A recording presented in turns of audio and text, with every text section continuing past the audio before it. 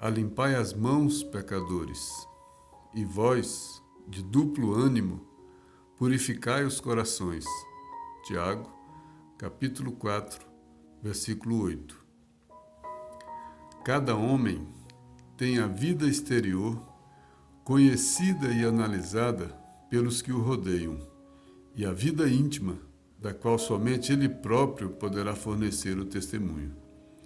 O mundo interior é a fonte de todos os princípios, bons e maus, e todas as expressões exteriores guardam aí os seus fundamentos. Em regra geral, todos somos portadores de graves deficiências íntimas, necessitadas de retificação. Mas o trabalho de purificar não é tão simples quanto parece. Será muito fácil ao homem confessar a aceitação de verdades religiosas, operar a adesão verbal a ideologias edificantes. Outra coisa, porém, é realizar a obra de elevação de si mesmo, valendo-se da autodisciplina, da compreensão fraternal e do espírito de sacrifício. O apóstolo Tiago entendia perfeitamente a gravidade do assunto e aconselhava aos discípulos a limpassem as mãos, isto é, retificassem as atividades do plano exterior, renovassem suas ações ao olhar de todos, apelando para que se efetuasse igualmente a purificação do sentimento no recinto sagrado da consciência, apenas conhecido pelo aprendiz, na soledade indevassável de seus pensamentos. O companheiro valoroso do Cristo, contudo, não se esqueceu de afirmar que isso é trabalho para os de duplo ânimo, porque semelhante renovação jamais se fará tão somente à custa de palavras brilhantes. Emmanuel. Bom, mais um dia, mais um trabalho, mais um estudo. E hoje a gente vai estudar um texto desse livro, Caminho, Verdade e Vida, faz parte dessa coleção, Evangelho por Emmanuel, e é o capítulo 18, Purificação Íntima. Só pelo título que o Emmanuel deu, já dá para a gente ver o tamanho do desafio, purificar o nosso íntimo. É disso que o texto vai falar, que na verdade, no íntimo é que se encontram as nossas imperfeições. Nós somos imperfeitos porque o nosso íntimo guarda todas as nossas imperfeições. Por isso a purificação é lá, não é a purificação externa. E o texto vai falando disso com muita beleza. E a gente vai tentar fazer devagar, porque tem algumas pesquisas de alguns outros livros que pedem para a gente ver a leitura bem mais pausada, refletindo sobre ela, tentando trazer exatamente essa intimidade que o texto pede, que essa purificação pede. É um texto que fala da nossa intimidade. Então é um texto que, talvez até para ouvir, para ler, para estudar, a gente tenha que fazer esse estudo com a nossa intimidade, né? Abrir esse nosso coração para sentir e tentar nos modificar nessa intimidade. O texto começa com um versículo de uma carta de Tiago.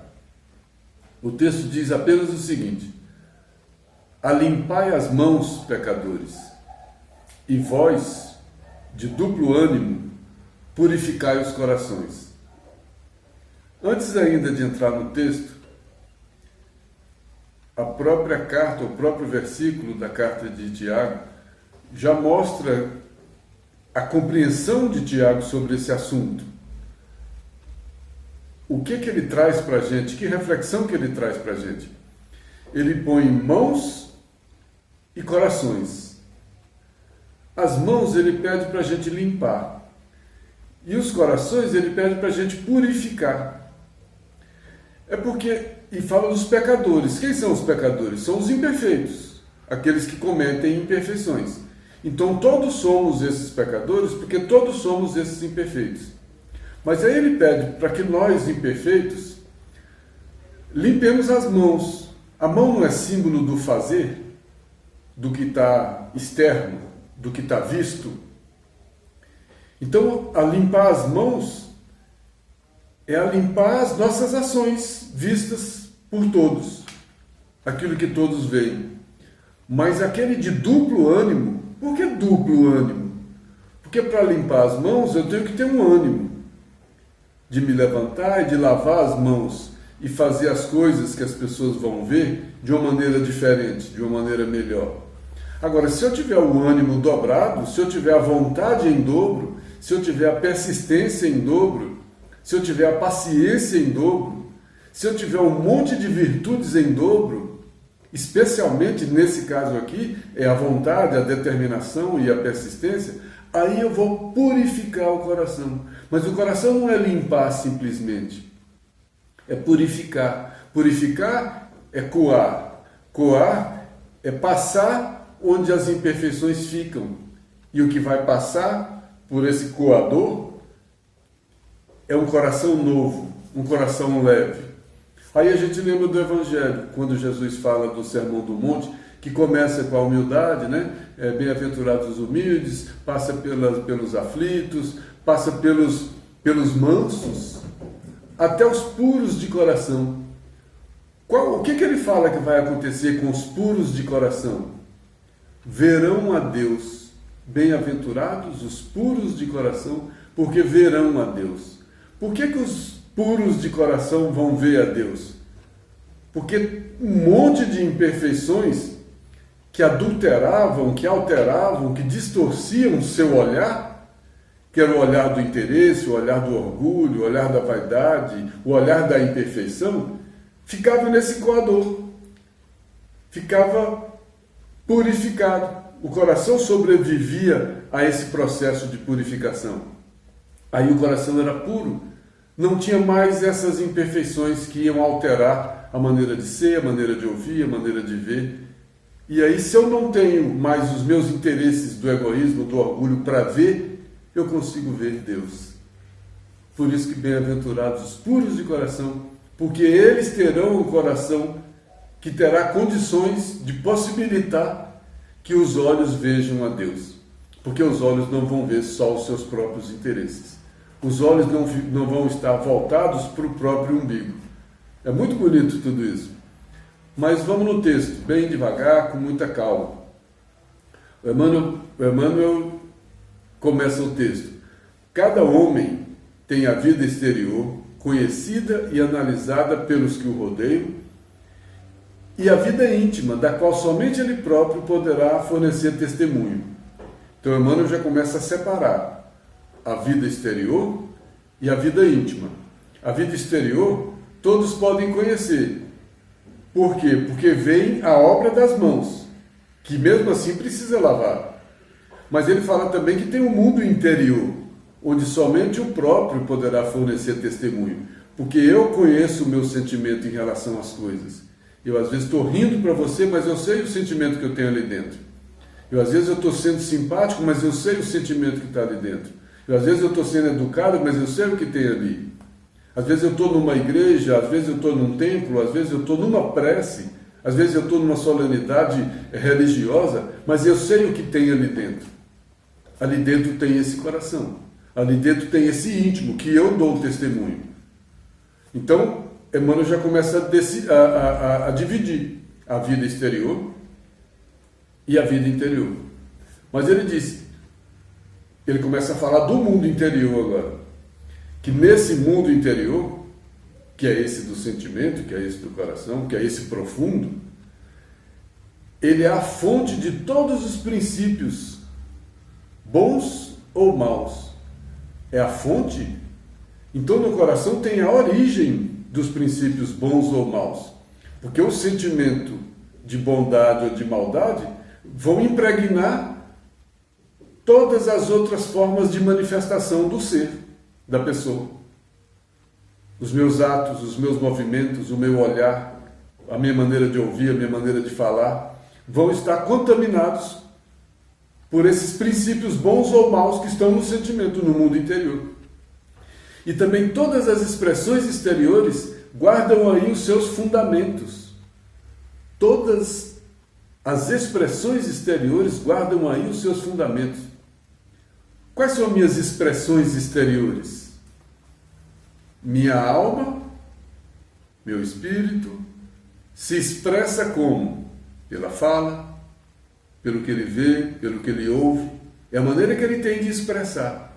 E ele está dizendo que todas essas formas de expressão, meu andar, meu agir, de todas essas formas eu estou me expressando. Então, em todas essas formas exteriores, tudo que sai de mim, tudo que se manifesta através do corpo, olha o que é o corpo. É uma matéria em que o espírito se expressa, se manifesta. Mas o corpo é só o corpo. Então o corpo é uma forma de expressão do espírito. Aí eu vou modificar o corpo, eu tenho que modificar o espírito. Mas todas as minhas formas de expressão guardam aí, no íntimo, os seus fundamentos. Tudo que eu faço traz esse meu íntimo. A minha bondade, a minha maldade, o padrão vibratório do meu coração. Por isso a purificação é íntima. Porque esse coração maldoso, as ações vão ser compatíveis com o mal.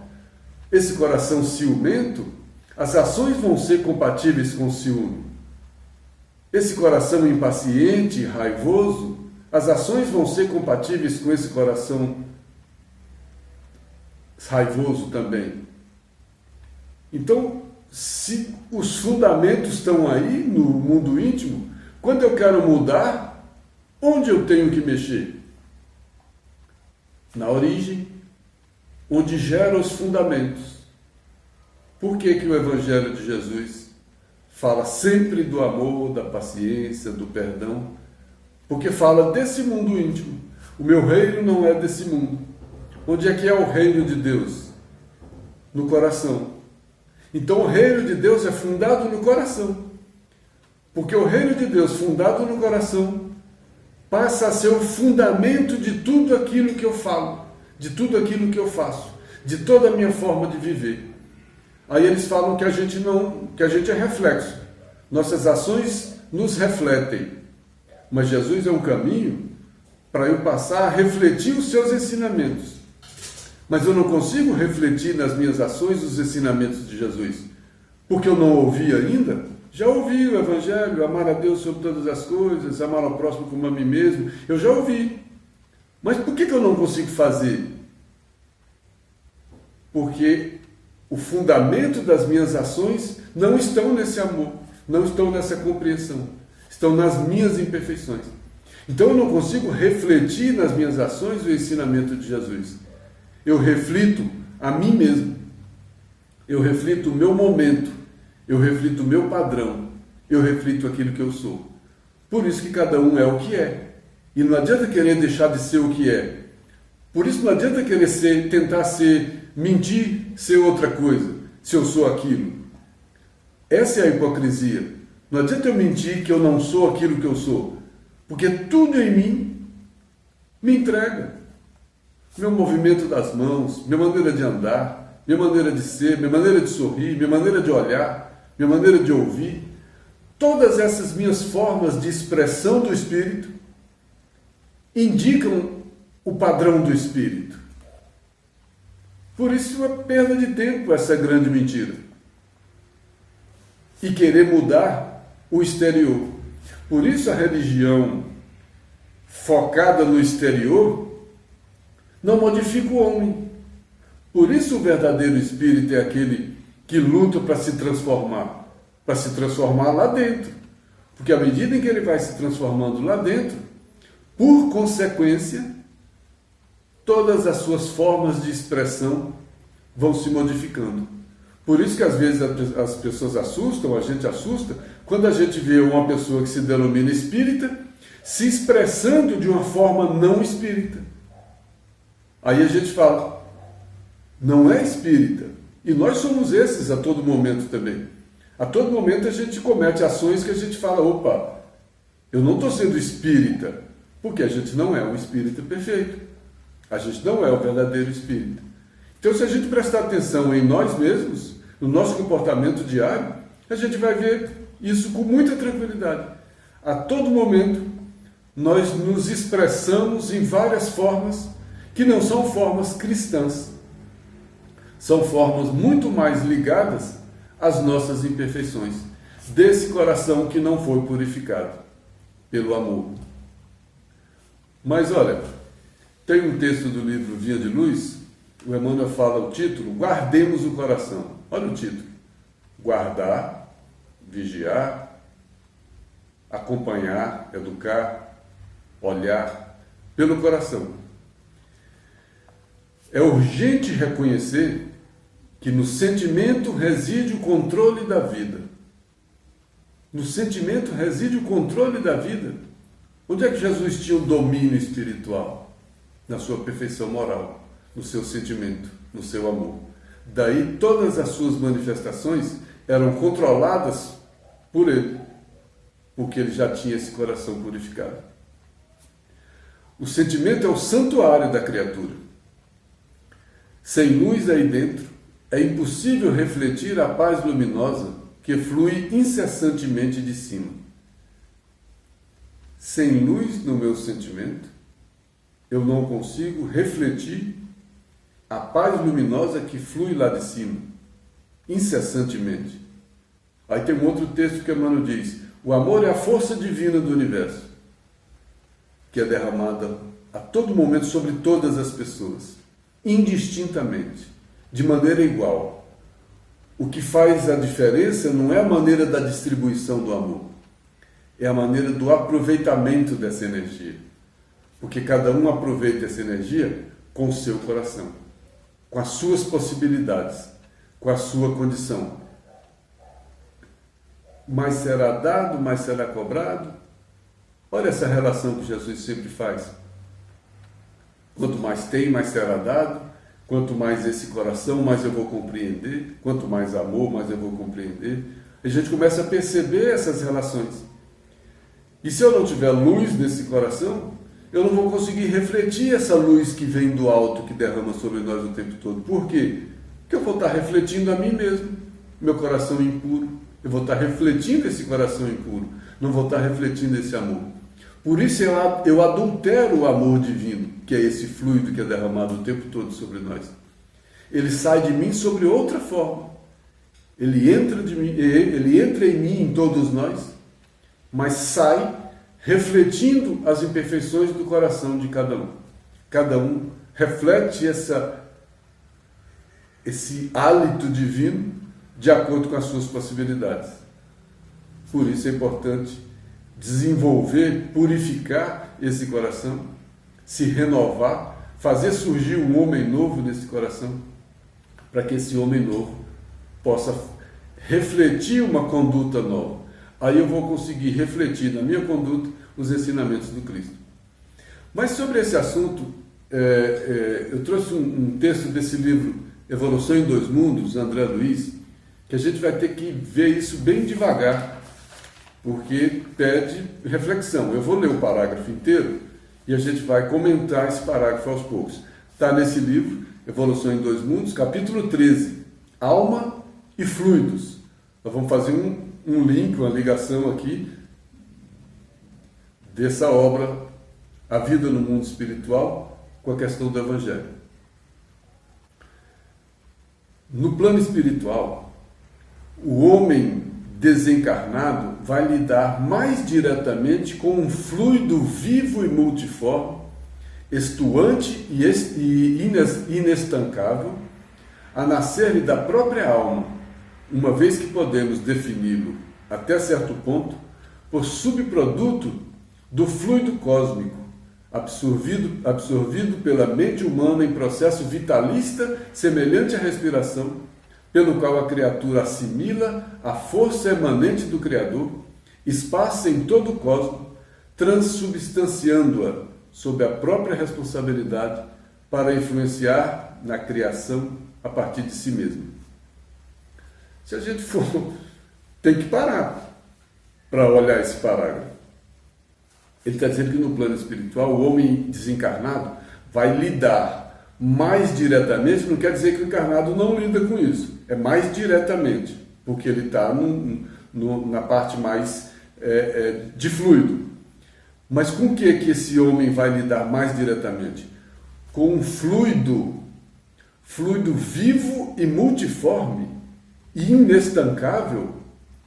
Então esse fluido, que é essa energia, ele é vivo porque ele é compatível comigo. Eu gero o meu fluido. Não é gero de origem, porque eu recebo ele de uma maneira, que é o amor, que é o fluido cósmico que ele fala daqui a pouco. Eu respiro esse fluido cósmico e devolvo ele à minha maneira. Por isso ele é um fluido vivo e multiforme, porque ele vai ter a forma de cada um. Inestancável, porque se ele estancar, acaba a vida. É como respiração que ele diz aqui. Então ele diz que eu vou lidar mais diretamente com esse fluido que é vivo e tem várias formas, e ele não estanca, mas que ele nasce da própria alma. Ele não tem a origem na própria alma. Ele vai dizer como. Ele nasce da própria alma, uma vez que podemos defini-lo. É uma forma de falar, de definir. Não é uma definição absoluta. Podemos defini-lo até certo ponto. Então é só uma explicação. Como ele pode definir esse fluido até certo ponto? Como o quê? Como subproduto do fluido universal. Então esse fluido que eu crio, ele é um subproduto do fluido universal. O amor é a força divina do universo que é derramada sobre todos. Olha o fluido universal. E esse fluido de muitas formas, vivo e inestancável, é o que eu devolvo. Teu sois transformador. Ele diz, o subproduto do fluido cósmico absorvido pela mente humana, olha a mente, pela mente humana em processo vitalista semelhante à respiração. Semelhante à respiração, da mesma forma como eu estou aqui vivo, encarnado, respirando, ele está dizendo aqui no mundo espiritual, é como se eu estivesse respirando fluido, porque ele é permanente, ele é vivo, ele tem várias formas, ele é compatível comigo, porque ele é justo. Olha a lei divina, justa. Eu vou estar mergulhado num fluido que eu transformo. E tudo em mim vai girar em torno desse padrão, do padrão desse fluido. E isso vai ser o meu pensamento, minha partícula de pensamento. Mas deixa o texto. Absorvido pela mente humana em processo vitalício semelhante à respiração, pelo qual, por esse fluido, a criatura assimila a força emanente do Criador. É por onde eu recebo a força divina, esse amor que é a força divina. Transubstanciando sob a própria responsabilidade. O que é transubstanciar? Mudar a substância? Então eu recebo esse fluido, esse fluido universal, esse amor puro, divino, que é derramado sobre nós permanentemente, e o meu pensamento, pela mente humana, em processo vitalista que parece respirar, meu pensamento é contínuo, eu não paro de respirar, e pela minha maneira de pensar, é como se fosse a maneira de respirar, eu assimilo essa força que está esparsa pelo mundo, que é o fluido, transubstanciando-a, mudando a substância dela, sobre a minha responsabilidade. Eu recebo um fluido puro e devolvo para o mundo que fluido? Compatível comigo. Porque eu mudo a substância dele. Eu acabo com a pureza dele. Para influenciar na criação a partir de si mesmo. Mas isso é só falando do fluido. Esse fluido vivo e multiforme que tem a ver com cada um. Pela mente humana, pelo pensamento. Então é esse meu pensamento que vai mudar a substância do fluido. Mas ele vai mais adiante, quando ele fala, no mesmo capítulo, reflexão das ideias, como é que reflete as ideias, né? Aí ele vai para a partícula do pensamento. A partícula do pensamento, como corpúsculo fluídico, tanto quanto o átomo, é uma unidade. Então, a partícula do pensamento é uma unidade. Aí ele vai fazer a relação dessa unidade do pensamento com o átomo. Olha que grandeza e que beleza. Agora sim que ele chega onde a gente queria. Que ele fala do átomo, do pensamento e do sentimento. Olha que grandeza. E assim como o átomo é uma força viva e poderosa, o átomo é uma força viva e poderosa, passiva, entretanto, diante da inteligência que a mobiliza para o bem ou para o mal. Então o átomo é passivo diante da inteligência, diante do pensamento. O que ele está dizendo? Então é o pensamento que é ativo diante do átomo? Então eu, pelo pensamento, eu movimento o átomo para o bem ou para o mal. É o que ele acabou de dizer. O átomo é uma força viva e poderosa. Além de viva, é poderosa. Passiva, apesar de viva e apesar de poderosa, ela é passiva. Passiva em relação a quê? Passiva diante da inteligência. Em relação ao corpo, em relação a um monte de coisa, ela é ativa. Ela é passiva diante da inteligência, porque é a inteligência que é o caminho de movimentar esse átomo. Diante da inteligência que a mobiliza para o bem ou para o mal. A inteligência mobiliza para o bem ou para o mal. Mas o que faz o bem ou o mal? Já não é só a inteligência. Aí é uma natureza. E quem dá a natureza não é a inteligência. Quem dá a natureza é o sentimento. Aí a gente está falando de átomo, de pensamento e de sentimento. E ele continua. Então ele está falando da partícula do pensamento. Assim como o átomo é uma força viva e poderosa, passiva, entretanto, diante da inteligência que a mobiliza para o bem ou para o mal. A partícula do pensamento, embora viva e poderosa na composição em que se derrama do espírito que a produz, então a partícula do meu pensamento, que também é viva e que também é poderosa, na sua composição. Por que a composição? O que compõe ela? A natureza que eu dou. Essa composição que derrama do espírito que a produz. Então quem dá a natureza dessa partícula do pensamento é o espírito que a produz. E vai produzir em relação a quê? Olha o que ele diz. Embora viva e poderosa na composição em que se derrama do espírito que a produz, é igualmente passiva perante o sentimento que lhe dá forma e natureza. Simplificando essa linguagem toda aqui, ele falou que o átomo é uma força viva e poderosa, que é passivo diante do pensamento, que por sua vez é passivo diante do sentimento. Então, o sentimento da natureza do pensamento que qualifica o átomo no seu trabalho. Olha o sentimento agindo. O sentimento é a manifestação do padrão espiritual. É a maneira da comunicação, da expressão. É como o corpo vai expressar a qualidade do espírito. Porque a qualidade do espírito vem pelo sentimento, é transmitida pelo pensamento, que é a verdadeira usina que movimenta o átomo, que movimenta tudo. Aí a gente entende por que o Pedro, nós estudamos isso aqui outro dia, por que o Pedro falou aquele versículo, o Paulo falou aquele versículo numa carta aos Filipenses, capítulo 4, versículo 8. Paulo tinha dito aí, tudo que é verdadeiro, tudo que é honesto, tudo que é justo, tudo que é puro, tudo que é amável, tudo que é de boa forma, se há alguma virtude, se há algum louvor, nisso pensai. Agora a gente começa a entender o que o Paulo estava falando.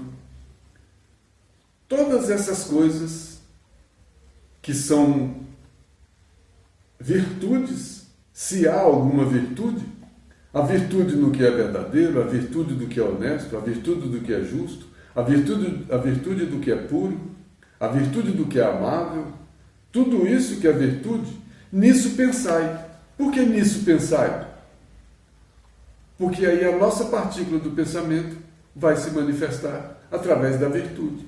Aí a gente se modifica. Que grandeza, né? E o Emmanuel comenta essa passagem do Paulo.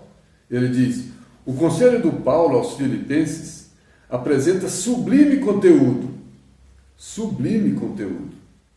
Os discípulos que puderem compreender-lhe a essência profunda, Emmanuel está chamando a atenção que tem uma essência profunda aí, nesse mecanismo do átomo, do pensamento, do sentimento.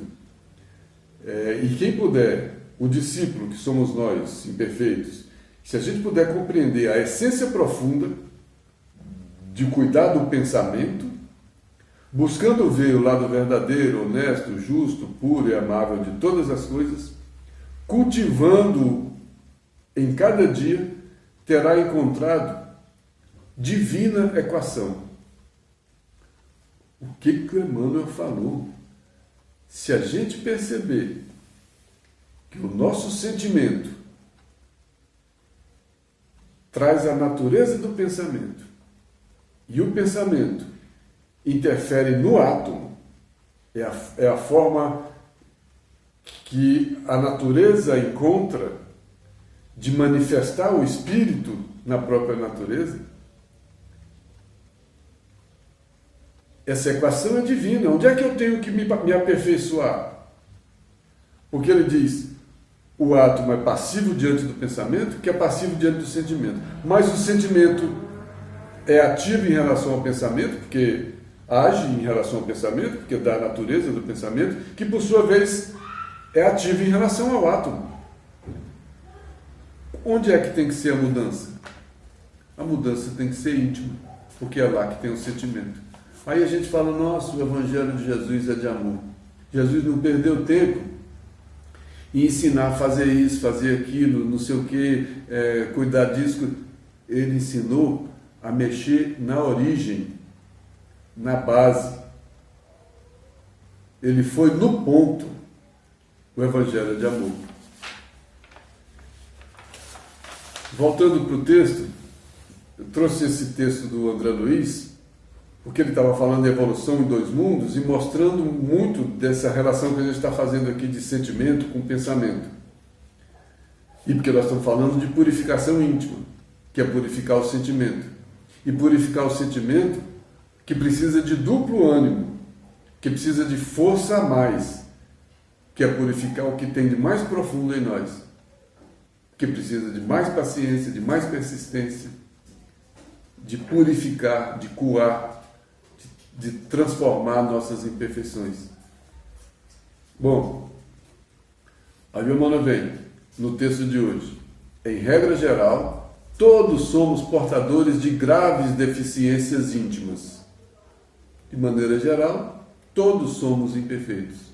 Todos temos os corações cheios de imperfeição.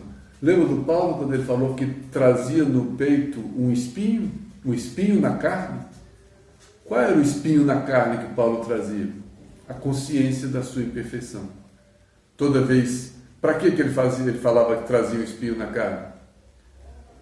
Para que ele não se maravilhasse com as manifestações que vinham através dele, que não achasse que a maravilha era ele, que ele era Deus. Aí ele trazia a sua condição de imperfeição, a sua condição humana, que era o espinho na carne. O que dá esse espinho na carne à pessoa? Traz a humildade. Elimina o orgulho. Então o espinho na carne do Paulo foi um instrumento da humildade, um instrumento dele controlar seu orgulho e dele compreender que o trabalho de Jesus não era ele era um mero trabalhador. Aí somos todos portadores dessas graves deficiências íntimas, por isso necessitamos dessa purificação íntima. Mas o trabalho de purificar não é tão simples quanto parece. Senão a gente já teria entendido esse Evangelho de Jesus. Ele já falou quantas vezes cada um de nós já ouviu essas coisas do Evangelho. Por que será que a gente não consegue cumprir esse evangelho? Amar o próximo como a si mesmo. Nós já entendemos isso. Por que a gente não consegue fazer? Porque o meu coração impuro não tem esse amor. É difícil eu colocar isso ali dentro. Não é assim, na marra. Essa relação de pensamento com sentimento, o sentimento qualifica o pensamento, mas o pensamento, numa ação de retorno, modifica o sentimento. Eu não gostava de alguém, tinha raiva de alguém porque não compreendia. Aí eu fui ler, fui estudar, fui compreender. Aí a minha compreensão fez com que eu mudasse o sentimento em relação a ela. Como eu mudei o sentimento em relação a ela, o sentimento volta a influenciar o pensamento e eu começo a pensar melhor sobre ela. Aí eu começo a agir melhor sobre ela. O que Jesus fala? A doutrina espírita fala? Espíritas amai-vos, espíritas instruí-vos.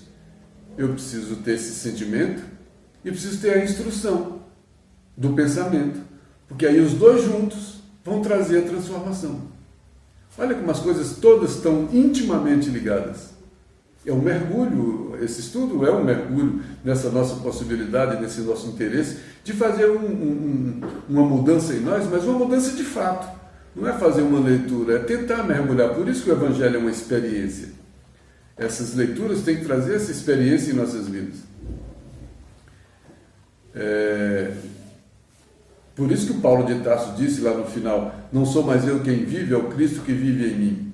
Porque ele conseguiu modificar o seu coração e no final ele já conseguia refletir muita coisa do ensinamento de Jesus. Quando ele diz, é o Cristo que vive em mim, ele estava dizendo, olha, eu agora consigo compreender o que o Cristo estava ensinando. E aí é por isso ele vive em mim. Por isso eu consigo refletir, não mais aquele orgulhoso, eu consigo refletir uma lógica nova, eu consigo refletir uma paz nova, um coração novo. Olha o homem novo do Paulo de Tarso. Foi depois de Jesus, que mudou o seu sentimento e o seu entendimento. Aí o Emmanuel traz no texto de hoje, ele traz para o nosso dia a dia também. Será muito fácil ao homem confessar verdades religiosas e aderir a ideologias brilhantes. Outra coisa, porém, isso está no livro, está nesse texto de hoje, Purificação Íntima. Outra coisa, porém, é realizar a obra da elevação de si mesmo. A obra? Então a elevação de nós mesmos é a nossa obra. A construção do reino de Deus é em nós. Onde é que está o reino de Deus? No coração. Nesse sentimento, que é a origem, que é o fundamento de todas as coisas que a gente pensa e que a gente faz. E eu preciso construir esse reino aqui. Por isso que ele diz, uma coisa é eu dizer que sou espírita. Outra coisa é eu me transformar em espírita. É o que ele está dizendo aqui. Eu já digo que sou espírita, pelo menos eu digo que eu sou aprendiz do espiritismo. Então eu sou aprendiz dessa mudança que eu tento fazer. Eu não sou aprendiz só da teoria. Porque a mudança que acontece em cada um de nós tem que se refletir sem fingimento, sem hipocrisia, no pensamento e nas ações, na maneira de ver, na maneira de olhar, em todas as formas de expressão do espírito. O espírito não está modificado? O padrão dele não é o padrão do sentimento? Então esse padrão tem que se refletir em tudo que ele faz. Tem no livro Vinha de Luz, capítulo 70, guardemos o ensino. Guardar o ensino, cumprir o ensino, obedecer o ensino, viver o ensino. É isso que Emmanuel diz nesse texto do livro Vinha de Luz. Ele diz de nós imperfeitos, que muitas vezes nós comparecemos às atividades espirituais, sintonizando a mente com todas as inquietações inferiores, menos com o Espírito do Cristo. Dobramos joelhos, refletimos fórmulas verbais, concentramos em nós mesmos. Todavia, no fundo, a nossa esfera de atuação é distante do serviço justo. Quando a gente está nesse padrão, nessa sintonia, a nossa mente, e às vezes em trabalho que a gente está fazendo, que a gente não consegue a concentração, não consegue a sintonia, porque a nossa imperfeição está gritando dentro de nós e a gente não consegue refletir isso. Estejamos certos. Vinha de Luz, capítulo 81, trata desse assunto também. Poderemos aderir de modo intelectual, só pelo pensamento, sem o sentimento, aos mais variados programas religiosos, navegarmos a pleno mar da filosofia e da cultura, com certo proveito para a nossa posição individual, para o mundo. Alguém vai me admirar, alguém vai gostar, eu vou dizer que eu sou isso, que eu sou aquilo, mas diante do Senhor, o problema fundamental do nosso espírito é a transformação para o bem, com a elevação de todos os nossos sentimentos e pensamentos. Então, diante do Senhor, na hora que eu estiver desencarnando, na hora que eu estiver avaliando quem eu sou, o que é fundamental? Qual é a questão fundamental do nosso espírito? É aproveitar o tempo para a minha transformação para o bem, com a elevação dos sentimentos e dos pensamentos. Eu tenho que elevar os meus sentimentos. Por que toda hora eu estou com raiva? Onde é que está meu sentimento elevado? Toda hora com raiva, toda hora com ciúme, toda hora impaciente, toda hora nervoso, toda hora medroso. São meus sentimentos. Quem não tem esses sentimentos? Somos nós. Por que Jesus enfrentou tudo o que ele enfrentou sem medo, com coragem, não ficou com raiva de ninguém, foi traído, negado, passou por tudo aquilo? Onde é que estava a força dele? No sentimento, refletindo no pensamento e refletindo em tudo que ele dizia, na sua maneira de ser, de olhar, de viver. Já finalizando, mais o último parágrafo do texto de hoje, aí ele diz, o Emmanuel dizendo, o apóstolo Tiago entendia perfeitamente a gravidade do assunto, do que ele estava falando, que era daquela divina equação, né?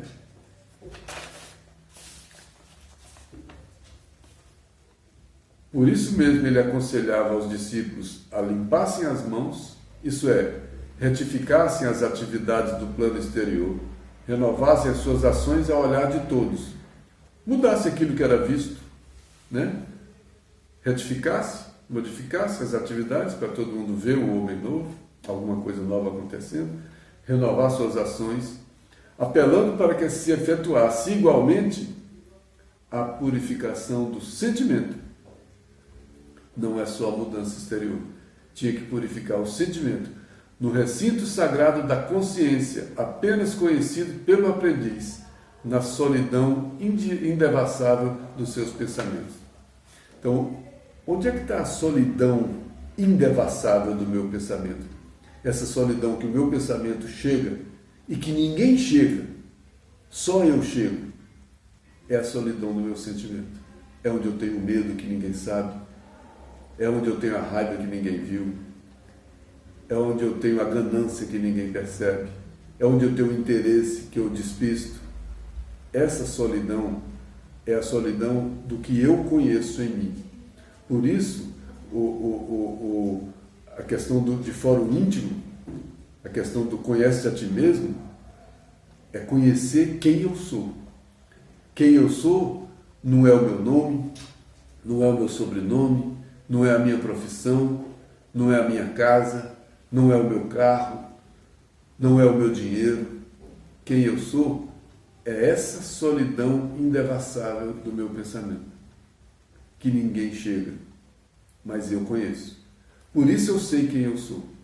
Por isso muitas vezes a gente se entristece com a gente, porque a gente, a partir da consciência, a gente percebe que a gente não está agindo de acordo com o nosso dever. Que nós sabemos que nós somos mentirosos, nós sabemos que nós somos covardes, nós sabemos que nós somos medrosos, nós sabemos que nós somos interesseiros, nós sabemos que nós somos oportunistas, nós sabemos de muitas das nossas imperfeições, nós sabemos que nós somos nervosos, Nós sabemos que nós gostamos muito mais de nós mesmos do que dos outros, que nós queremos tudo para nós mesmos, que a gente dá um jeitinho para se dar bem. Tudo isso nós conhecemos de nós mesmos. Nós conhecemos nossas imperfeições.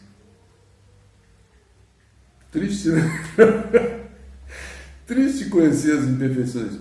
Mas somente conhecendo as nossas imperfeições, a gente consegue arrependei-vos e convertei-vos.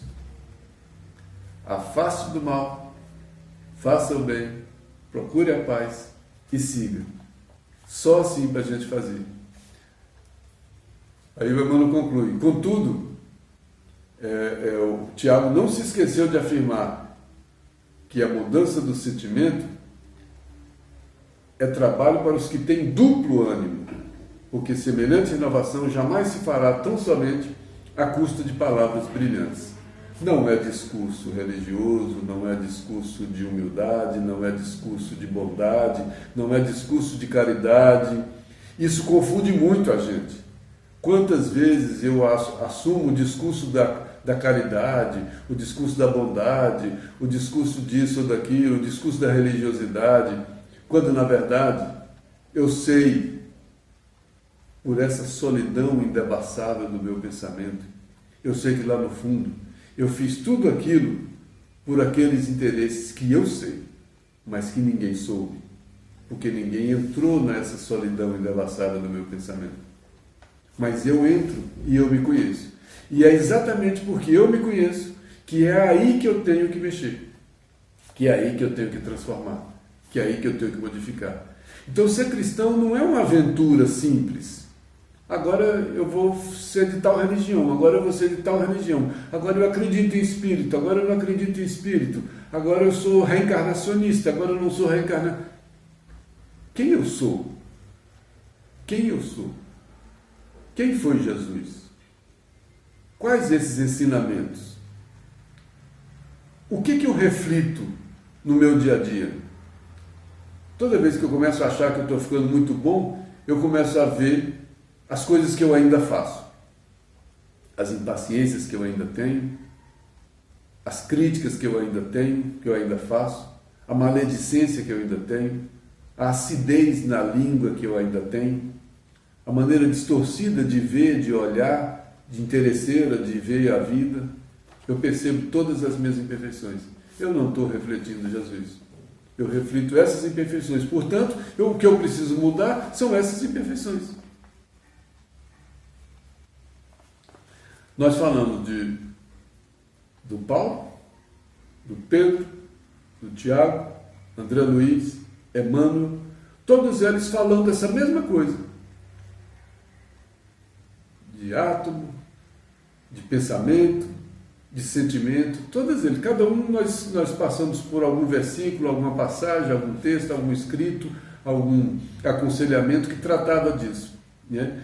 Mas tem um que também falou disso, que foi o maior de todos, Jesus, o Evangelho de amor. Por isso o caminho, a divina equação. Quem trouxe a divina equação? Fazer ao próximo, né? Essa é a divina equação. E aí, o próprio Jesus falou, estava num texto também do Pão Nosso, estejamos certos, está na carta de Paulo aos Hebreus, quando Jesus disse: porei minhas leis em seus corações e as escreverei em seus entendimentos. O que Jesus falou? Onde ele falou que vai botar a lei? Que lei? A lei de Deus que ele trouxe, que ele foi portador. Essa lei que é o caminho da verdade, da vida. Essa lei que é o verdadeiro guia, que é o modelo. A gente não quer se guiar pela lei, a gente quer se guiar pela figura humana de um homem. Não é pela figura humana de um homem, é a mensagem dele que é essa lei, que é o guia, que é o modelo. Não é a pessoa. E essa mensagem vai ter que entrar em nossos corações e em nossos pensamentos. Porque essa mensagem no coração e essa mensagem no pensamento, ela vai se transportar para tudo aquilo que eu fizer. E como eu reflito, eu vou passar nesse momento refletir a Jesus na minha conduta. Aí eu posso dizer o que Paulo disse: não sou mais eu quem vive, é o Cristo que vive em mim. Mas enquanto isso, enquanto eu me observo, enquanto eu me conheço, eu sei quem eu sou, por que eu vou ficar tão prepotente? Por que eu vou ficar tão orgulhoso? Por que eu vou ficar achando que eu sou bom? Por que eu vou achar que eu sou perfeito? Aí a gente começa a entender a primeira das bem-aventuranças. Bem-aventurados os humildes. Porque esses humildes conseguem perceber que são imperfeitos. E só os que percebem que são imperfeitos conseguem começar a fazer a transformação. Lembrando sempre que está escrito no capítulo 14 da Gênesis, para os espíritas, o pensamento e a vontade são o que é a mão para o homem. Aí a gente junta a forma com o conteúdo. Para os espíritas, a vontade e o pensamento são o que são a mão para o homem. Aquilo que as mãos constroem no campo da matéria, a vontade e o pensamento constroem no campo do espírito. Lembrando que o pensamento tem um padrão, uma natureza do bem e do mal, da quantidade de bem e da quantidade de mal. E a natureza desse bem e desse mal que vai no pensamento é a natureza do sentimento. E aí, encerrando o Evangelho de amor, Jesus não ia errar, ele ia atacar no ponto. Esse é o ponto. Por isso, é nesse ponto que a gente vai construir o reino de Deus no coração. Que Deus nos abençoe.